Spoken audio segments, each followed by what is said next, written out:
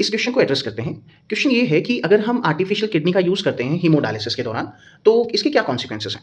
4 option हैं इसमें। पहला, nitrogenous waste will build up in the body. दूसरा, non elimination of excess of potassium ion. तीसरा, reduce absorption of calcium from the GIT. And fourth, reduce RBC production. Haemodialysis कब किया जाता है? तो जब क्रॉनिक रीनल फेलियर से कोई पेशेंट सफ़र कर रहा होता है। अब अगर किसी की किडनी फेल हो चुकी हैं तो या क्रॉनिक रीनल फेलियर है उसे, तो जो सारे काम किडनी करती है वो ढंग से होंगे नहीं, तो बॉडी के अंदर वे सारी चीज़ें बिल्डअप होने लग जाएंगी, एक्यूमुलेट होने लग जाएंगी, जिन भी चीज़ों को हमारा शरीर किडनी के द्वारा बाहर निकालता है, जैसे नाइट्रोजनस वेस्ट या excess salts, hippuric acid, creatinine etcetera, ये बॉडी में बिल्डअप होना शुरू कर देते हैं। अब हीमोडायलिसिस में क्या किया जाता है कि हम अपने ब्लड को अपने शरीर से बाहर निकालते हैं, किसी आर्टरी से बाहर निकालते हैं और जो है उसे एक मशीन में भेजते हैं, है ना। अब उस मशीन में एक फ्लूइड होता है जैसे हीमोडायलाइजेट या जो है डायलाइजर फ्लूइड कहते हैं। उस फ्लूइड की टोनिसिटी हमारे प्लाज्मा के बराबर बराबर होती है। तो अब प्रिंसिपल ये है कि जब हमारा ब्लड उस मशीन के अंदर जाएगा तो मशीन में एक मेम्ब्रेन के अंदर फ्लो करता है और वो मेम्ब्रेन हीमोडायलाइजेट के कांटेक्ट में होती है।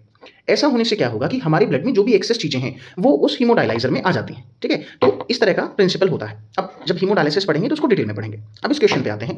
क्वेश्चन ये कहता है, इसका पहला ऑप्शन, कि अगर हम हीमोडायलिसिस पे हैं तो क्या हमारी बॉडी में नाइट्रोजनस वेस्ट बिल्डअप होगा? तो ये आंसर है नहीं, क्योंकि जब हम हीमोडायलिसिस कर रहे हैं तो नाइट्रोजनस वेस्ट बिल्डअप नहीं होगा, वो निकल जाएगा। तो फर्स्ट ऑप्शन रॉन्ग है। दूसरा ऑप्शन है non elimination of access potassium ion, तो ये भी गलत है, क्योंकि जब हम लोग ब्लड को बाहर फिल्टर कर ही रहे हैं तो ब्लड में जो भी एक्स्ट्रा आयन्स हैं, फॉर एग्जाम्पल मान लीजिए कि पोटेशियम आयन है, तो इनका एलिमिनेशन होगा, तो ये भी गलत ऑप्शन है। बचे लास्ट के 2 ऑप्शन।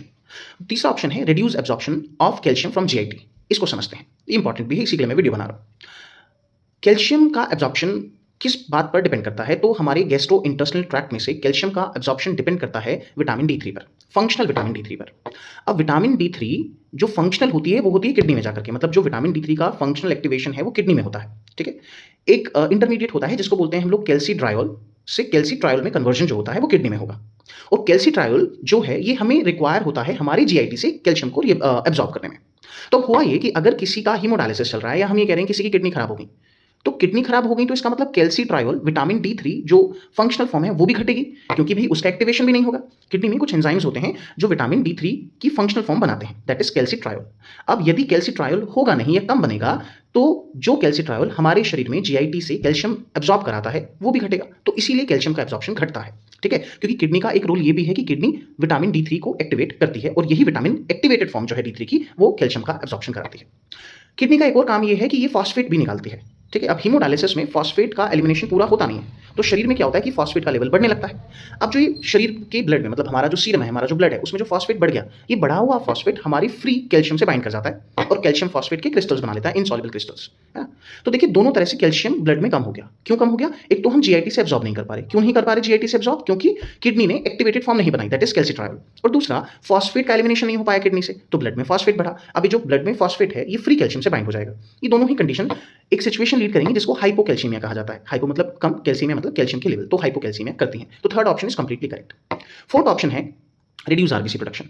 आरबीसी प्रोडक्शन यूं तो बोन मैरो में होता है, लेकिन हमारी किडनी भी एक हार्मोन प्रोड्यूस करती है जिसका नाम है इरिथ्रोपोइटिन, और ये इरिथ्रोपोइटिन बोन मैरो को स्टिमुलेट करता है for the process of erythropoiesis. That means कि यदि किडनी डैमेज होंगी या किडनी नॉन फंक्शनल रहेंगी बहुत लंबे टाइम तक, तो इरिथ्रोपोइटिन के लेवल भी रिड्यूस होंगे, और यदि इरिथ्रोपोइटिन के लेवल रिड्यूस होंगे तो अल्टीमेटली जो है आरबीसी का प्रोडक्शन घटेगा, क्योंकि बोन मैरो स्टिमुलेट नहीं होगा। तो third and fourth option are correct.